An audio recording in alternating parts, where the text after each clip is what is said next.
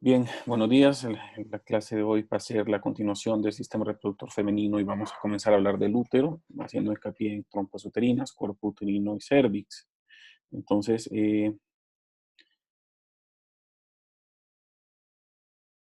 esto es lo que vamos a observar desde el punto de vista macroscópico. Recuerden que el cuerpo uterino tiene la estructura más o menos y el tamaño como de una pera pequeña, ¿verdad? Como el puño de la mano, más o menos, en la cual vamos a identificar las trompas uterinas, que son estas de acá.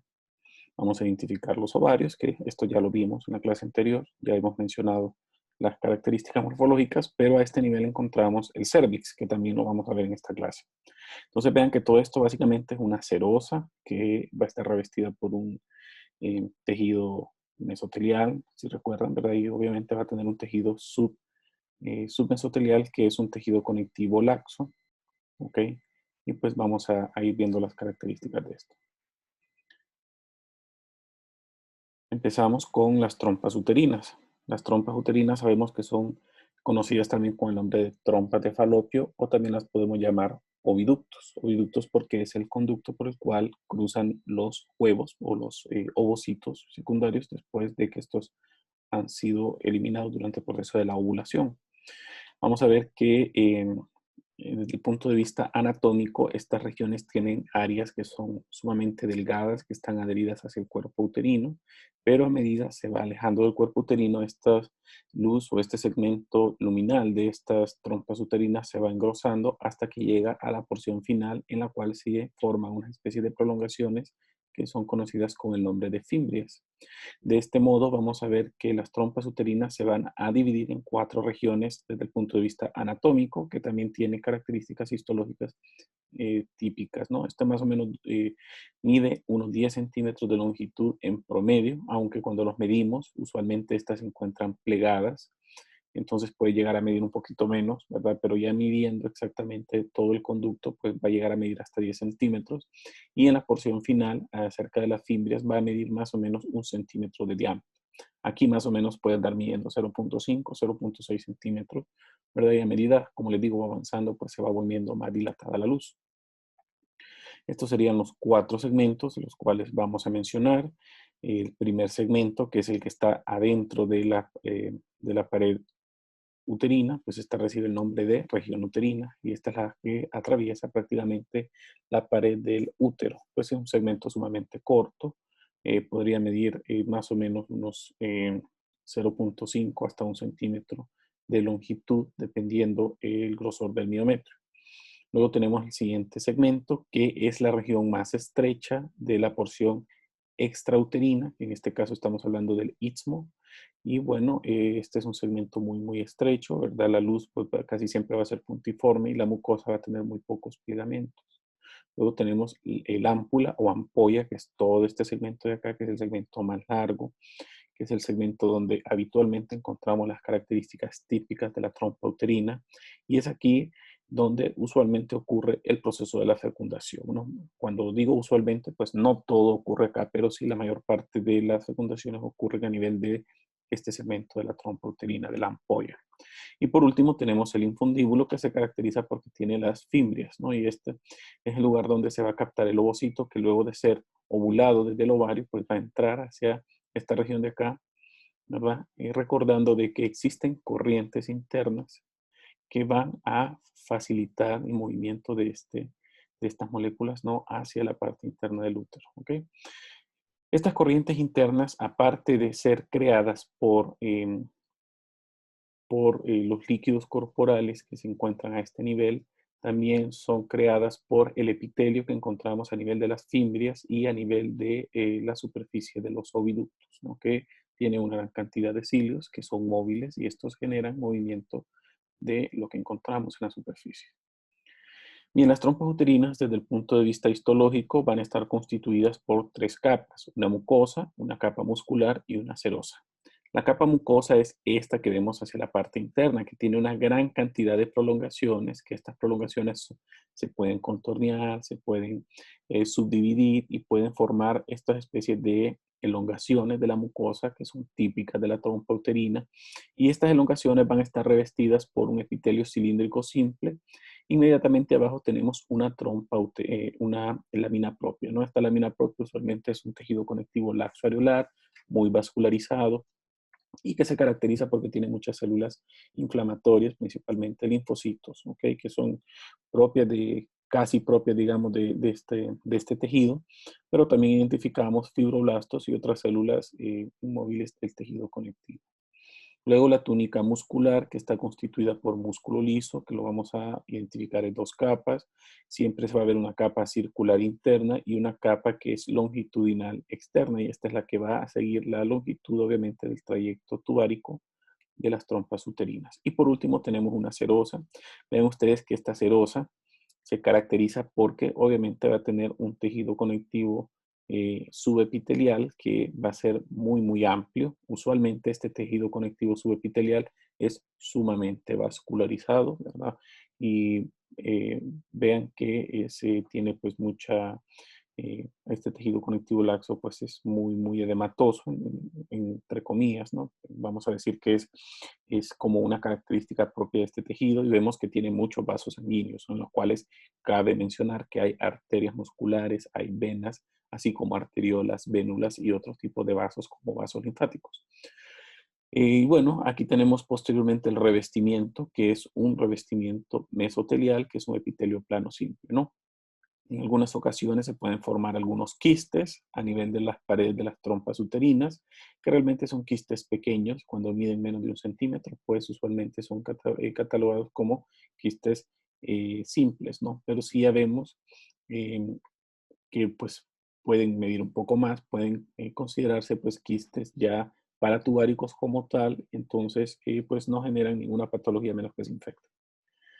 Bueno, la parte de la región intrauterina, esta región no tiene adventicia, sino que básicamente está formada por la mucosa y por el tejido muscular, ¿no? Que es procedente desde el miometrio. Y aquí vemos las diferencias a nivel de las 4 regiones de las trompas uterinas. Por ejemplo, vemos a nivel de la región intramural o la intrauterina, ¿verdad? Que vemos prácticamente la abertura, aquí la luz, que es una luz muy estrecha, ¿verdad? Luego tenemos las capas de músculo.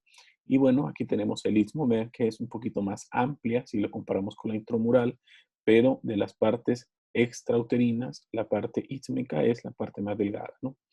Y luego la ámpula, que es como la foto que les mostré al inicio, vean que podemos identificar, esta es la mucosa completamente plegada.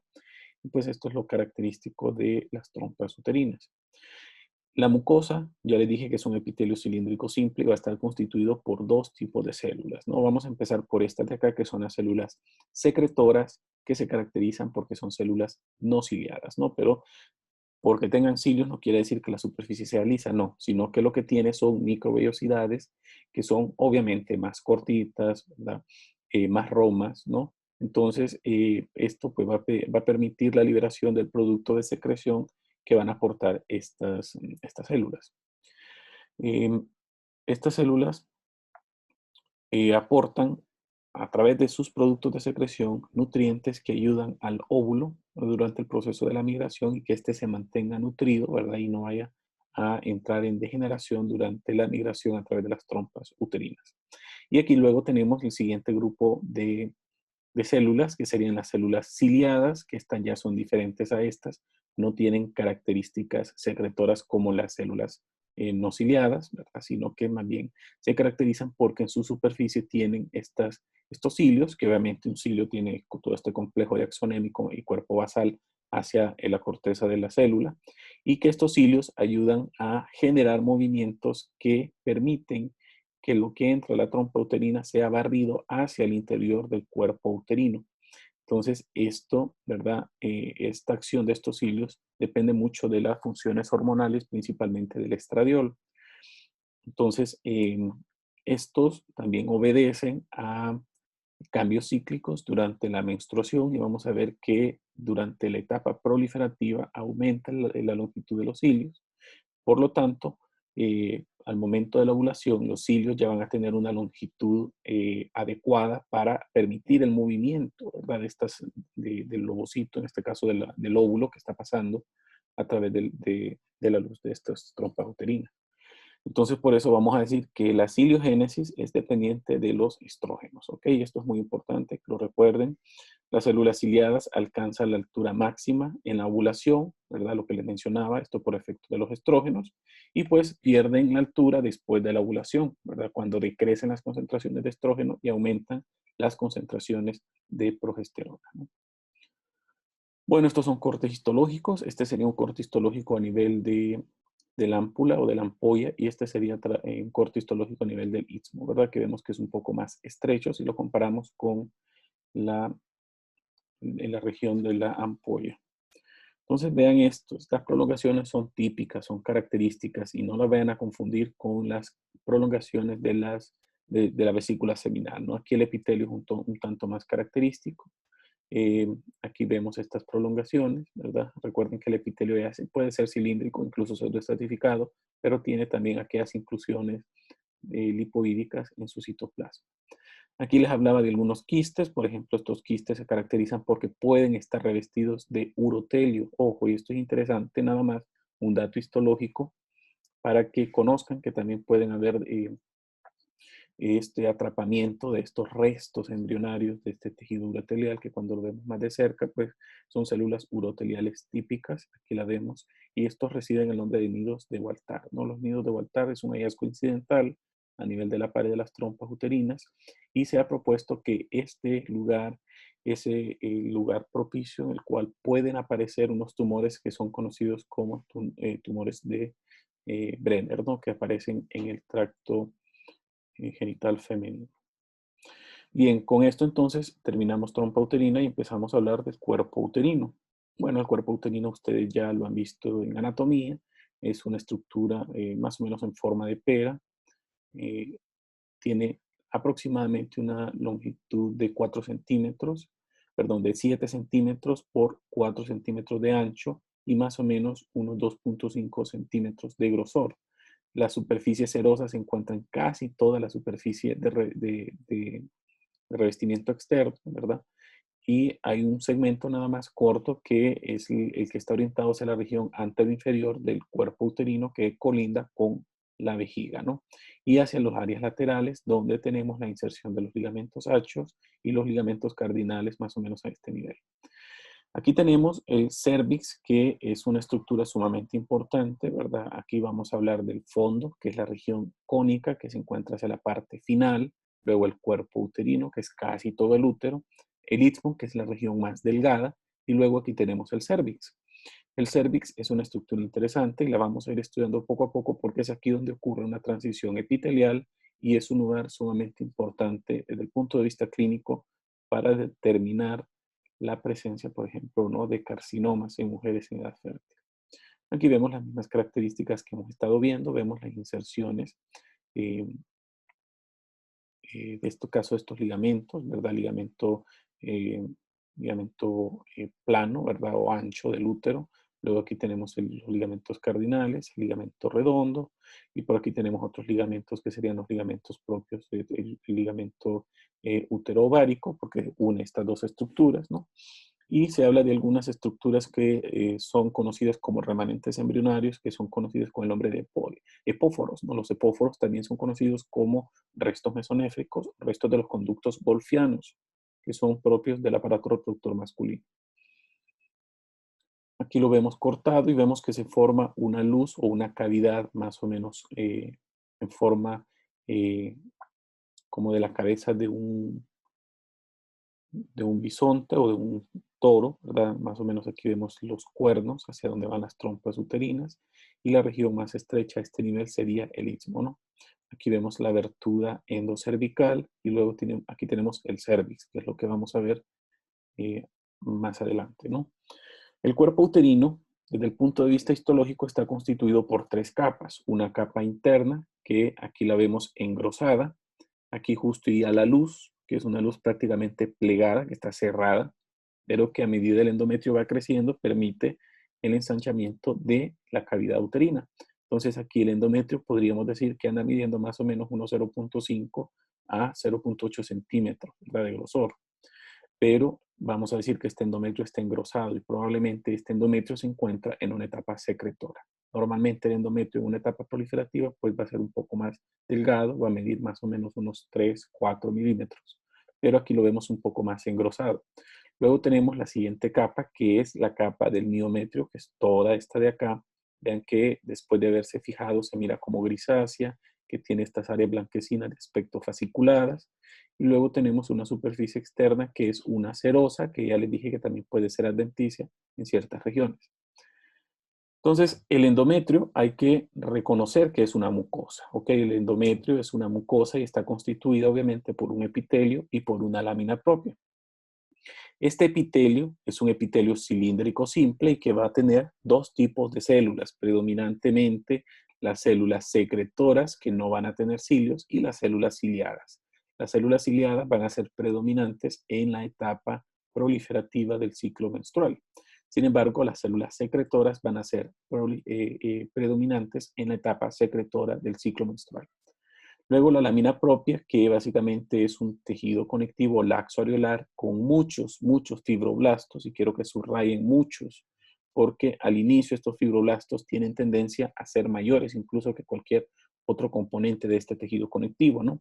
Y en algún momento estas células, estos fibroblastos pueden convertirse en células deciduales después de un proceso que se llama decidualización del endometrio. Y esto ocurre a finales de la etapa secretora, y a finales de esta etapa secretora también puede proseguir luego, ¿verdad?, con la etapa inicial del embarazo, ¿verdad?, que conocemos que el endometrio cambia su nombre para formar decidua como tal.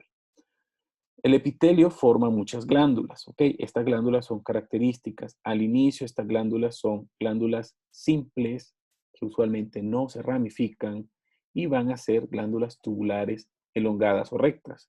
Pero posteriormente, estas glándulas pueden ramificarse y pueden elongarse e incluso pueden contornearse para formar glándulas tortuosas, ¿no? Y estas, bueno, ya sabemos que son eh, estas especies de invaginaciones de la lámina propia que se introducen, ¿verdad?, obviamente a la lámina propia, y entonces de esta manera es como van a albergar las glándulas a nivel de la lámina propia.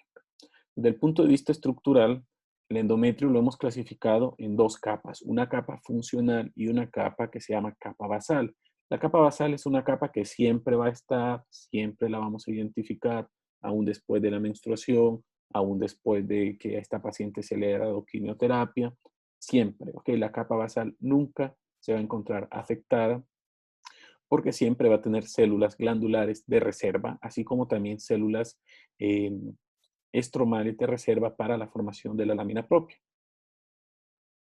Aquí vemos entonces el endometrio, aquí en esta foto se mira mucho más delgado, sería esta capa delgada, luego tenemos todo el miometrio sumamente vascularizado y luego tenemos la serosa.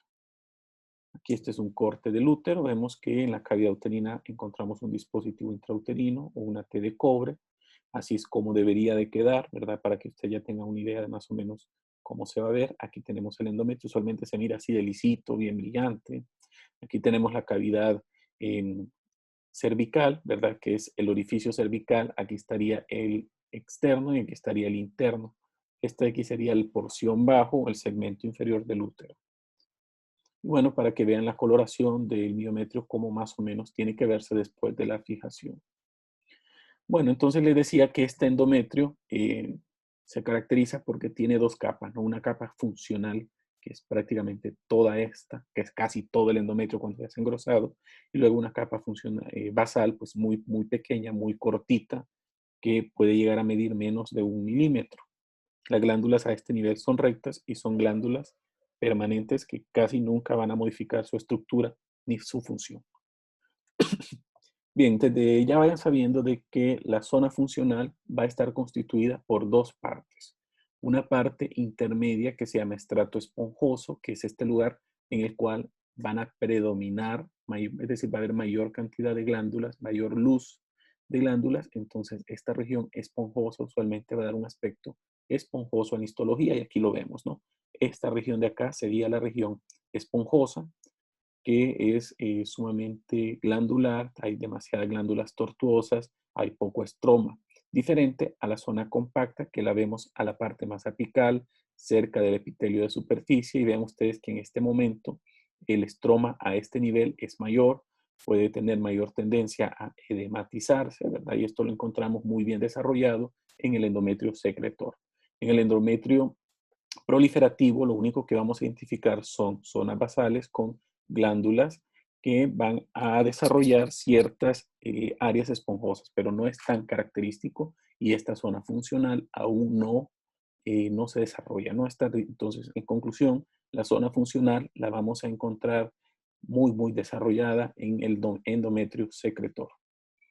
Aquí vemos las características morfológicas de los principales dos tipos de endometrio, ¿verdad? El endometrio proliferativo, en el cual las glándulas son glándulas rectas que pueden ramificarse únicamente a nivel del estrato basal, pero realmente son glándulas rectas y pues van a tener un estroma que usualmente es abundante, muy celular, ¿ok? Y los vasos sanguíneos a este nivel van a ser vasos sanguíneos rectos, ¿ok? Los conocemos como vasos sanguíneos rectos.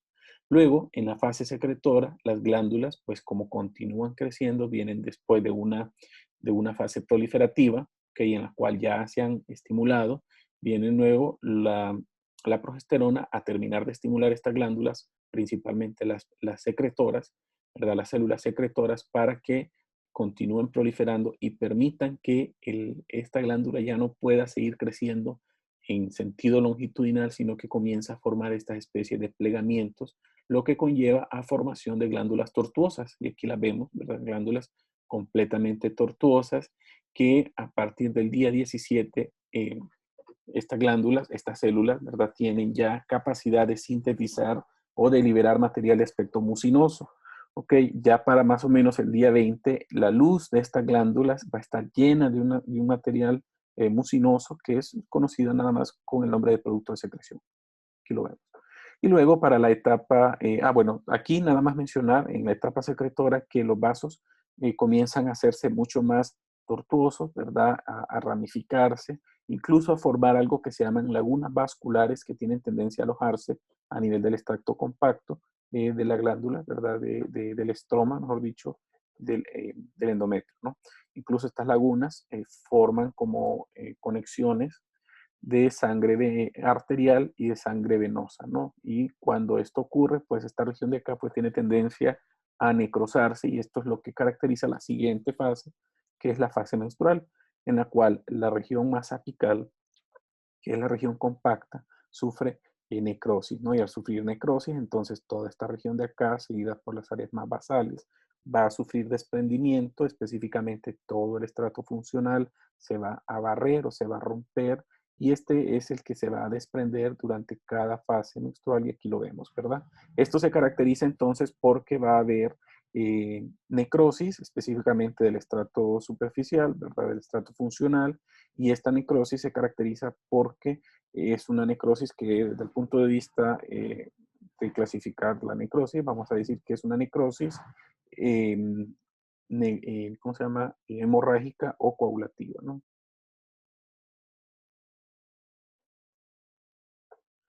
Entonces, estas son algunas diferencias, ¿verdad? Aquí solo lo estamos viendo de manera general, es decir, muy superficial. Nosotros tenemos la capacidad de determinar, por ejemplo, qué día del ciclo menstrual un endometrio debe de tener ciertas características, pero para ustedes lo más importante es determinar y conocer un endometrio cuando es proliferativo o cuando es un endometrio secretor. Un endometrio proliferativo, esto ya lo hemos mencionado, ¿verdad? Está constituido por glándulas rectas que están revestidas por un epitelio cilíndrico simple, ¿ok? Las arterias usualmente son arterias rectas, abundante lámina propia con abundantes fibroblastos y la secreción, pues aquí dice escasa, pero podemos llegar a decir que es nula, ¿ok? La secreción a este nivel es nula. El endometrio secretor se caracteriza porque las glándulas son tortuosas, son helicoidales, el epitelio cilíndrico de las glándulas puede modificarse, incluso convertirse en ciertas áreas como un epitelio pseudoestratificado con cambios celulares específicos de células secretoras, ¿ok? Como por ejemplo vacuolas subnucleares, vacuolas supranucleares o otros cambios que vamos a ver más adelante. Bueno, la escasa lámina propia de este nivel es característica, ¿ok? La escasa lámina propia la vamos a identificar principalmente a nivel del estrato esponjoso, aunque ya dijimos que a nivel del estrato compacto va a ser mayor, pero va a ser mucho más edematosa. Las arterias a este nivel van a ser helicoidales y las glándulas van a tener abundante secreción en su luz. Y vemos diferencias, ¿no? Este es un endometrio proliferativo. Vean que hay bastante estroma, bastante lámina propia. Las glándulas tienen tendencia a verse rectificadas. Aquí se miran mejor. Y vemos algunas glándulas basales a este nivel, no solo para que vayan sabiendo que este es el estrato basal y aquí se está formando ya un estrato esponjoso. Se está formando, no quiere decir que ya esté. Luego tenemos aquí el músculo liso del miometrio. Aquí estamos viendo nada más el endometrio sin identificar miometrio, en el cual vemos las glándulas que ya presentan mayor plegamiento, incluso, perdón, incluso pueden llegar a tener mayor cantidad de ramificaciones, ¿no? El estroma en este momento es escaso, aquí lo vemos sumamente escaso. ¿Puede llegar a haber mayor cantidad de células inflamatorias? Sí puede haber, ¿ok? Y esto pues en relación a todas las sustancias que se están liberando por parte de los fibroblastos, ¿no? Así como de los factores angiogénicos. Aquí vemos, estos son cortes, todos son cortes histológicos de endometrio proliferativo. Muy bonitas se ven las glándulas rectas, vean el estroma es sumamente abundante.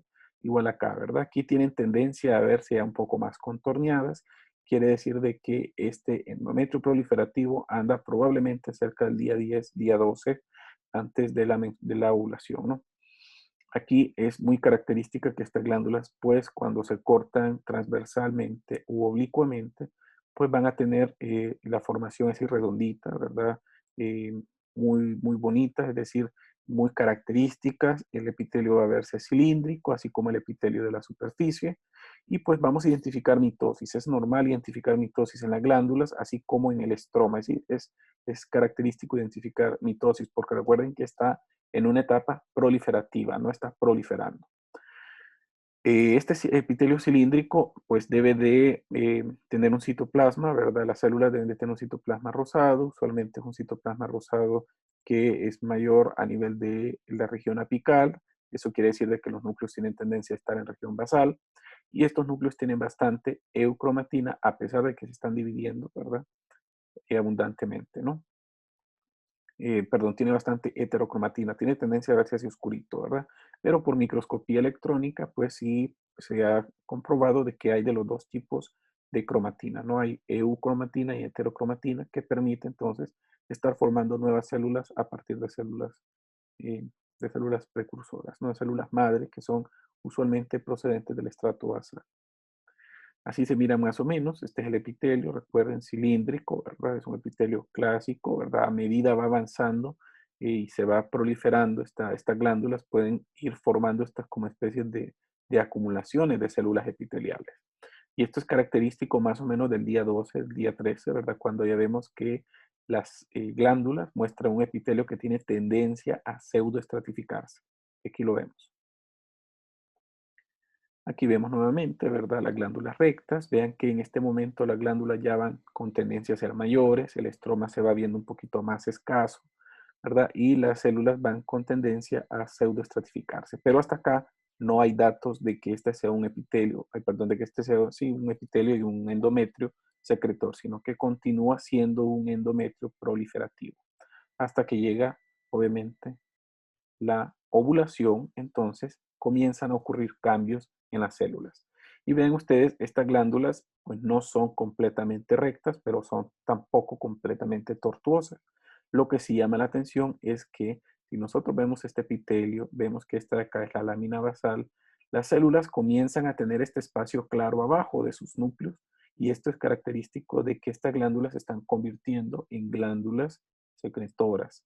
¿Okay? Este es el primer cambio que vamos a identificar para decir que este es un endometrio secretor, ¿no? Entonces, la presencia de vacuolas subnucleares es típica y es característica de los primeros días después de la ovulación, ¿no? Y posteriormente, estas vacuolas van llenando el resto del citoplasma y prácticamente cambian a la célula como tal, ¿verdad? Cambian a la célula convirtiéndola en células más claras, ¿okay? Que van a comenzar a liberar este producto de secreción. Vean que estas glándulas ya pues son más tortuosas, incluso con tendencia a verse ramificadas. Aquí la vemos más tortuosas y aquí vemos más esta secreción luminal, ¿verdad? Aquí se mira la secreción adentro de esta glándula, ¿no? Vean que el estroma siempre es celular, pero es muy, muy edematoso. Tiene mucho espacio entre las células y eso quiere decir que hay mucho líquido hístico, lo que caracteriza al endometrio secretor.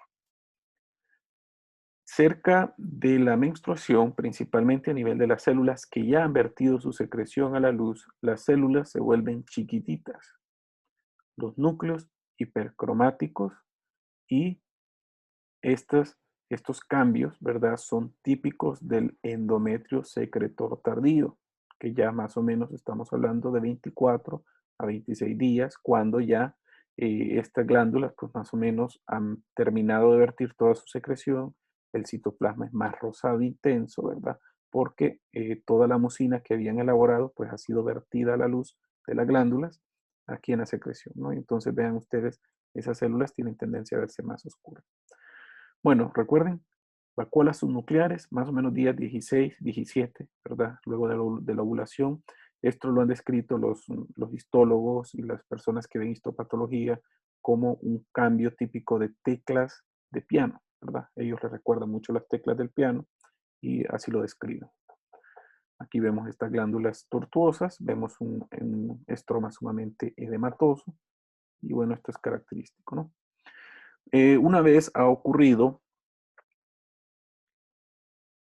la fecundación, estas células estromales que mirábamos acá, me refiero a todas estas de acá que sí son fibroblastos, van a sufrir el proceso de desidualización. Y eso quiere decir de que estas células van a transformarse en células deciduales. Y obviamente estas células deciduales son procedentes del tejido conectivo del endometrio, es decir, de estos fibroblastos, ¿verdad? Que aumentan su tamaño, aumentan el tamaño del núcleo, ¿verdad? Y comienzan a retener sustancias que son importantes para nutrir esta decidua. ¿Ok? Entonces, las células deciduales forman a la famosa decidua que ustedes vieron en embriología, ¿verdad? Que hay decidua capsular, decidua basal, eh, ¿verdad? Decidua parietal. Todas estas deciduas van a estar constituidas por estas células deciduales. Estas células deciduales, cuando está ocurriendo el proceso de decidualización, van a llamar muchas células inflamatorias, principalmente linfocitos, que son células acompañantes y que son características de este tejido. Y aquí lo vemos, ¿verdad? Acompañando. Estas células eh, mantienen o captan grandes cantidades de glucosa para formar glucógeno. Y este glucógeno es sumamente importante para nutrir, en caso de ser necesario, al producto de la implantación, ¿va? Cuando ya está entrando en este tejido decidual. Entonces también es un lugar sumamente importante porque es un lugar inmunológicamente privilegiado, ¿no? Aquí vemos estas células, usualmente tienen un citoplasma muy amplio, ¿verdad? Porque aquí tienen pues muchas inclusiones de glucógeno, muchas inclusiones de lípidos que son importantes. Aquí ven el epitelio, que es un epitelio gastado, ¿verdad? Es un epitelio que ya liberó su secreción hacia la luz. Es un epitelio que la célula se vuelve más pequeñita, el núcleo se mira más hipercromático, ¿verdad? Y esto es típico de la fase secretora final, ¿verdad? Antes de que esto se rompa. Pero como ya ocurrió la fecundación, aparecen las células deciduales, que son estas de acá. Entonces, los bordes del citoplasma de las células deciduales son sumamente claros y podemos delimitarlos, cosa que no siempre se puede hacer con otras células, como con los fibroblastos, por ejemplo. Entonces vean ustedes que tienen un citoplasma amplio, que tiene tendencia a verse acidófilo claro, ¿verdad? Con áreas oscuras, dependiendo de lo que está almacenando, pero lo típico es que sea acidófilo claro, ¿ok?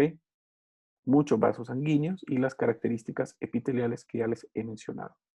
Entonces, esta decidua pues, puede continuar durante todo el tiempo del embarazo, ¿verdad? Y obviamente después va a comenzar a desprenderse acerca del parto, ¿verdad?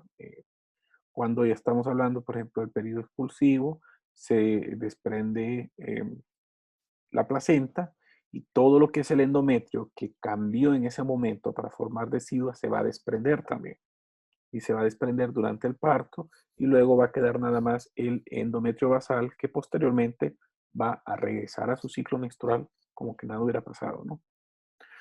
Bien, hacia la parte más profunda o la capa intermedia de este útero va a estar constituida por el miometrio y va a estar formada por tres capas. Hay una capa que se llama capa interna longitudinal, hay una capa intermedia que es la capa circular y es importante que sepan que en esta capa circular encontramos a las arterias arqueadas. ¿Ok? Por eso esta capa circular también recibe el nombre de capa vascular o estrato vascular del miometrio. Luego tenemos la última capa, que es la capa externa longitudinal, ¿no? Estas arterias arqueadas son ramas directas de la arteria uterina, ¿verdad? Que sabemos que es rama de la ilíaca interna. En el cérvix, el músculo va a ser prácticamente reemplazado por un tejido conectivo denso y regular que es caracterizado por ser sumamente elástico. Por eso los libros la ponen como un tejido conectivo fibroelástico denso, ¿verdad? Pero si lo vemos por microscopía óptica, tiene todas las características de un tejido conectivo denso y regular. Bueno, sí podemos identificar, ¿verdad? Almacenamiento de estrógenos, ¿verdad? A nivel, perdón, de glucosa en estas células, principalmente cuando sufren procesos de hipertrofia o hiperplasia, ¿verdad? Que ya son procesos fisiológicos durante, por ejemplo, el embarazo, ¿no? El exceso de estrógenos hace que los miocitos se tornen más grandes y acumulen entonces estas grandes cantidades de glucógeno, ¿verdad? Eh, para obviamente procesos de contracción y aparte de eso acumula mayor cantidad de proteínas contráctiles.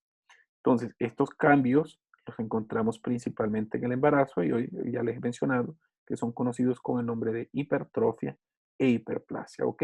Esto hace que el útero aumente de tamaño, ¿ok? La hiperplasia ocurre principalmente por aumento del número de células, sin embargo, la hipertrofia ocurre por aumento de tamaño de la célula.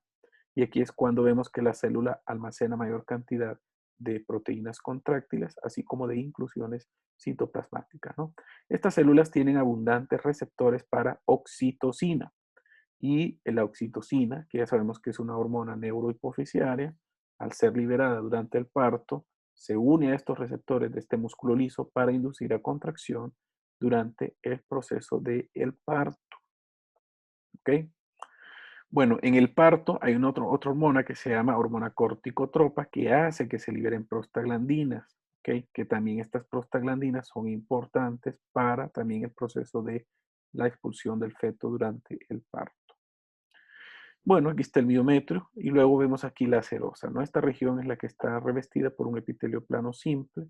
Ya les mencionaba cuáles están revestidas por adventicia, principalmente la región anteroinferior del útero, ¿verdad? Y las regiones hacia donde encontramos las inserciones de los ligamentos uterinos. Aquí se mira muy claro el peritoneo, más o menos cómo reviste la superficie uterina, ¿no? Bueno, el cérvix sabemos que es la porción final que comunica la vagina, ¿verdad? Al útero, es el cuello uterino.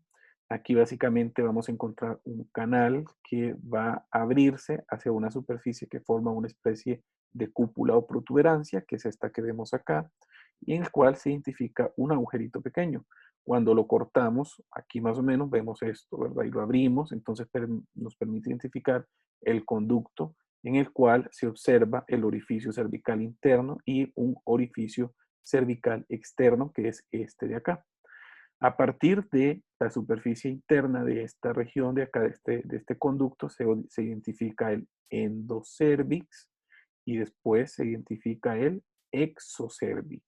Entonces, lo que estamos viendo acá es básicamente el exocervix. De aquí para adentro vamos a ver que sería esto de acá, sería el endocervix.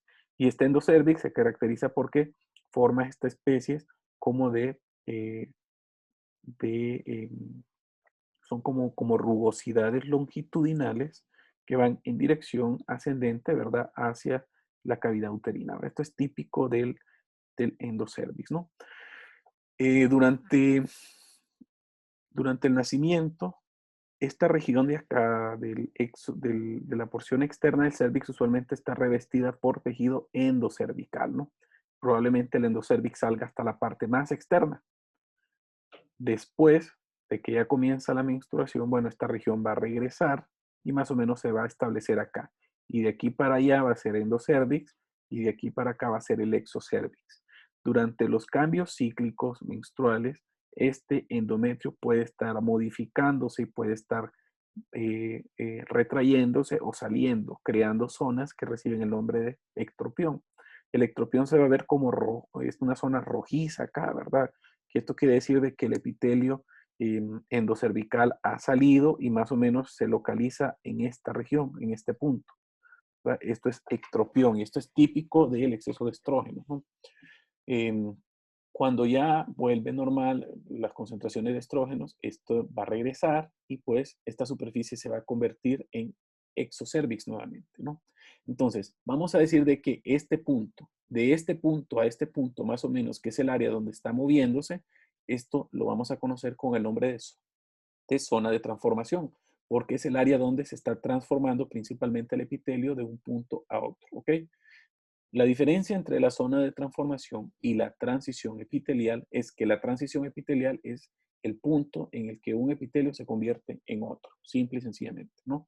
La zona de transformación es el área donde ese punto o esa zona de transición está moviéndose sobre esta superficie, ¿ok? Y eso tienen que entenderlo así. Entonces puede ser de que esta superficie se esté moviendo durante el ciclo menstrual, ¿no? Eh, Muchas veces esta zona de transformación está revestida parcialmente por células que tienen características escamosas y que tienen características cilíndricas. Y a esta zona la vamos a conocer entonces con el nombre de zona de metaplasia, ¿ok? Es un tipo de metaplasia normal, ¿verdad? Pero ojo, es importante conocerla porque las metaplasias, al tener inflamación crónica y obviamente un proceso viral, por ejemplo, en el caso de infección del virus del papiloma, puede convertirse en áreas de displasia que van a conllevar a mayor riesgo de carcinoma de cervix. Hace unos años atrás, antes del 2018, pues se ha catalogado que el carcinoma de cervix ha sido el carcinoma más comúnmente diagnosticado en las mujeres hondureñas. Pero del 2018 para acá, el cáncer de mama pues, ha tomado ese lugar y en segundo lugar ha quedado el carcinoma de cervix. Entonces, bueno, este sería el endocervix y este sería el exocervix, ¿ok? Aquí tendríamos exocervix, que es como que estemos viendo esto de acá, y de acá para adentro, de aquí para adentro, aquí no se ve completo, obviamente sería el endocervix, ¿no? ¿Y qué es lo que caracteriza esta zona? Bueno, el endocervix, recuerden que va a estar formando el conducto endocervical, que va a estar revestido por eh, un epitelio cilíndrico simple, muy, muy característico, que va a formar algunas especies de invaginaciones que son conocidas con el nombre de glándulas endocervicales, ¿ok? Y en algunas ocasiones estas glándulas endocervicales van a formar dilataciones grandes que reciben el nombre de quistes endocervicales o quistes de Nabot. Aquí los vemos, ¿ok? Esto es típico de estas glándulas endocervicales. Estas células cilíndricas son conocidas con el nombre de células mucosecretoras porque usualmente tienen un núcleo que está localizado hacia la región muy basal y prácticamente más si lo hablamos así, por ejemplo, de 3/4 de la superficie o del contenido de este citoplasma va a ser sumamente claro. Entonces el núcleo va a estar bien abajo, ¿verdad? Y el resto va a ser propiamente mucinógeno que pues que va a darle ese aspecto, ¿verdad? Mucinoso a la célula, ¿no? Aquí va a estar entonces el punto donde ocurre la transición epitelial y justo en la zona donde vamos a encontrar la zona de transformación, ¿no? Y luego de esta zona de transformación y de transición vamos a identificar el epitelio del exocervix, que va a estar revestido por un epitelio escamoso estratificado, ¿ok? Que obviamente va a ser sin queratina, ¿no? Porque si ya tiene queratina, eso nosotros lo conocemos como hiperkeratosis y ya es un trastorno usualmente asociado a fricción del el exocervix, ¿no? Entonces no es típico, no es normal encontrar queratina a este en este punto, ¿ok? Cuando le digo queratina me estoy refiriendo a un estrato cornificado, ¿ok? Porque si hablamos más específicamente de todas estas células escamosas, pues todas tienen tonofilamentos y tienen queratina como material, obviamente, de su citoesqueleto. Bueno, luego al final se va a formar este plegamiento. Este plegamiento lo conocemos como fondo de saco, ¿ok? Puede haber un fondo de saco posterior, por ejemplo acá, un fondo de saco anterior, o los focos, perdón, los fondos de saco laterales, ¿no? Que son estos de acá. Entonces aquí vemos el fondo de saco lateral que posteriormente se continúa con la vagina, ¿no? El resto de la parte interna del cérvix va a ser esta estructura fibrosa que va a permitir que este cérvix sobresalga sobre el fondo de la vagina. Y aquí lo vemos, ¿no? Esto es una estructura fibrosa que va a estar revestida y que obviamente va a tener estas características que ya hemos visto. Aquí vemos la histología. Aquí está, este sería el punto de la zona de transición, en que el epitelio cilíndrico que viene acá cambia a un epitelio escamoso, ¿ok? Y aquí lo vemos. Vean las glándulas que se van formando, usualmente son glándulas tubulares ramificadas, que tienen muchas células que tienen la capacidad de liberar material mucoide, ¿no? Aquí vemos algunos quistes de Nabot, y bueno, vemos el estroma. Aquí estas áreas que se miran un poquito más violáceas, quiere decir que hay células de músculo liso, y a medida vamos profundizando, el músculo liso se va perdiendo y va siendo reemplazado casi completamente por colágeno, típico del tejido conectivo denso y regular. Aquí vemos los tipos de epitelios que observamos. Estas serían las células mucosecretoras. Vean que los núcleos están hacia la región basal. El citoplasma es claro y se mira usualmente eosinófilo muy pálido o incluso se puede ver basófilo muy pálido. La cosa es que es muy pálido, ¿ok? Dependiendo del tipo de mucina que identificamos en estas células, ¿no? Y luego tenemos el epitelio del exocervix, que es un epitelio escamoso húmedo, que se caracteriza porque el tercio medio, el tercio superior acumula abundante, ojo, y esto lo subrayan, abundante cantidad de glucógeno. Y estas cantidades de glucógeno se acumulan debido a los efectos de los estrógenos, ¿no? Y son sumamente importantes la presencia de glucógeno a nivel de este epitelio escamoso porque es un sustrato para las bacterias, principalmente a nivel de la vagina, y lo vamos a mencionar más adelante, de que toma este sustrato para formar ácido láctico, que es importante para mantener la acidificación de la vagina. Entonces aquí vemos el epitelio escamoso, este sería el de la vagina, pero aquí solamente para mostrar el, eh, el, el exocervix, ok, aquí lo menciona como ectocervix, que también es un nombre válido, y aquí este epitelio cambia y se convierte en el epitelio del endocervix, ok, donde hay una zona de transición, ¿verdad? Que es la zona de transición escamo-columnar típica del cervix, ¿no? Aquí vemos, estas serían las glándulas, esta sería parte del endocervix, las típicas glándulas que observamos que se pueden ramificar, el estroma es abundante, y aquí vemos las células, ¿verdad? Que tienen tendencia a tener estos núcleos sumamente basales, y el citoplasma que es basófilo claro o basófilo o eosinófilo claro, ¿verdad? Lo típico es que tiene que ser sumamente claro. Aquí están, ¿verdad? Ejemplificándose cómo pueden haber quistes, ¿verdad? La zona de transformación, donde pueden existir los dos tipos de epitelios que yo les he mencionado, dependiendo hasta dónde va a viajar. Y justo este punto es la zona de transición, ¿verdad? Son cosas muy diferentes. Aquí vemos quistes de Nabot, pueden crecer, pueden verse sumamente grandes e incluso pueden sobresalir de la superficie del exocervix, ¿no? Y verse como que si fuese un tumorcito. ¿Okay? Pero eso no nos tiene que preocupar si lo estamos viendo por especuloscopía. Bueno, hasta aquí terminamos entonces el útero y ahora vamos a comenzar a hablar de la vagina. Ya sabemos que la vagina es un canal, vamos a decir, virtual, porque normalmente está cerrado, aunque normalmente está lubricado por producto de secreción del cervix. Entonces hay una superficie húmeda. Entonces esta va a tener unas paredes que van a ser básicamente paredes fibromusculares, por eso decimos que es un espacio fibromuscular cerrado que más o menos mide 8 centímetros de longitud en promedio, aunque sabemos que puede medir más, porque Estas paredes son sumamente elásticas e incluso pueden llegar a distenderse hasta más de 10 centímetros. Por ejemplo, el parto, ¿verdad? Sabemos de que puede llegar a distender más o menos unos 10 centímetros dependiendo del perímetro cefálico del niño, ¿no? Las funciones de la vagina son básicamente abrir el paso para el flujo menstrual que este está ocurriendo mes a mes, abrir el paso para el producto de secreción del útero, en este caso estamos hablando de las secreciones mucinosas, que usualmente son unas secreciones claras, ¿verdad? O pueden tener una tonalidad un tanto blanquecinas, estamos hablando ya de etapas dependiendo del ciclo menstrual, ¿no?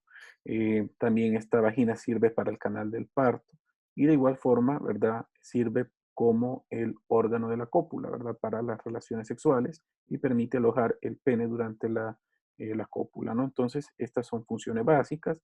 Vemos aquí que sí es un órgano fibromuscular, ¿verdad? Que normalmente está cerrado.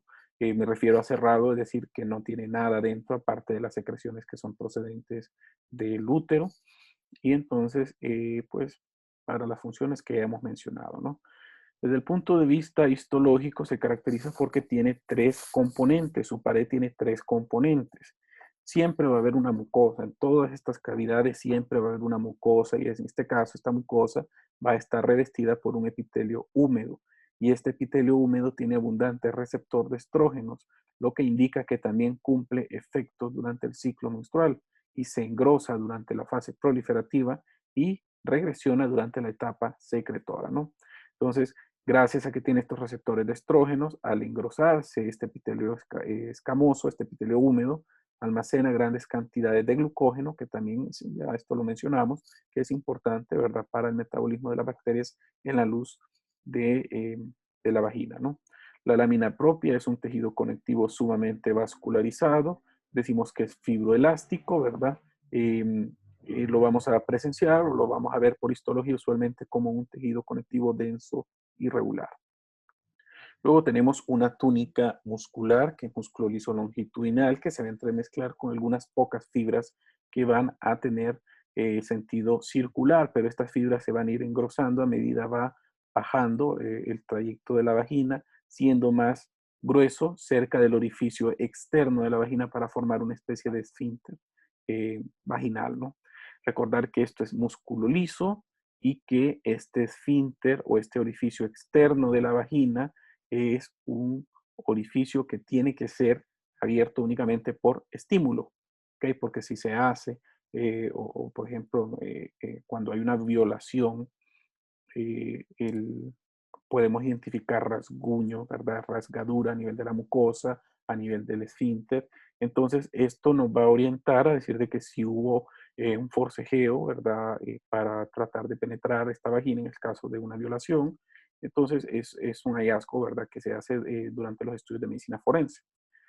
Y bueno, por último, la última capa que vamos a observar es la adventicia, que este es un tejido conectivo básicamente fibroelástico, sumamente denso. Lo vamos a ver como un tejido conectivo denso irregular que alberga muchos vasos sanguíneos. Tenemos un plexo venoso sumamente amplio con muchas fibras nerviosas, muchas de ellas son parasimpáticas, ramas de los nervios espánicos pélvicos, ¿no? Y estas fibras, pues obviamente están relacionados también para la sensibilidad durante el acto sexual. La cavidad está llena de muchas bacterias. Es una cavidad que tiene usualmente un ambiente sumamente ácido y esto debido a que existen unas bacterias que se llaman lactobacillus acidophilus, que se miran así en las citologías, nosotros las vemos, que bueno, están en relación a el aumento del estrógeno, que hace que aumente la gran cantidad de glucógeno. Entonces, los lactobacillus, gracias a la producción de los ácidos en este caso de los superóxidos, como por ejemplo el- ¿cómo se llama? El peróxido de hidrógeno, puede sintetizar, puede desdoblar, mejor dicho, este glucógeno para convertirlo en ácido láctico y que esto mantenga un pH ácido en la vagina. Este pH ácido usualmente casi siempre anda cerca de 3.5, ¿verdad? Aunque lo normal es que esté entre 3.8 a 4.5. Esto es sumamente ácido, ¿verdad? No cualquier bacteria va a crecer en esta cavidad. Entonces, esta es una forma de defensa que tiene la vagina para pues para proteger, ¿no? la entrada de microorganismos. Entonces, esta misma acidez va a promover el mismo crecimiento de estos mismos lactobacilos y va a evitar que lleguen otros patógenos o otros microorganismos anómalos a infectar la cavidad vaginal, como cuáles microorganismos, como por ejemplo bacterias que sean de tipo cocos, ¿verdad? Y estamos hablando de streptococos o de estafilococos, ¿verdad? Que son anormales, que no deben de existir en la cavidad vaginal porque si no van a causar enfermedades como por ejemplo las vaginitis bacterianas, ¿no? Que ya son anomalías a nivel de infecciones vaginales. Bueno, el himen es una membrana que recubre prácticamente la superficie de la entrada, del introito vaginal. Es una cubierta muy delgada de tejido conjuntivo que va a estar revestida por un epitelio escamoso estratificado que es no queratinizado en la superficie interna de la vagina y puede ser queratinizado hacia la superficie externa de la vagina, aunque lo habitual es que sea un epitelio húmedo en ambas superficies, ¿no? La región interna o el núcleo de este himen es usualmente un tejido conectivo denso y regular con áreas que pueden verse laxas, casi siempre en relación a los vasos sanguíneos y obviamente algunas fibras nerviosas que también pueden identificarse a esta zona.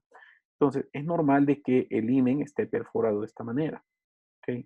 Pero en algunas ocasiones el himen puede estar imperforado y esto lleva a serios problemas porque durante la pubertad o incluso durante la vida eh, en la niña, ¿verdad?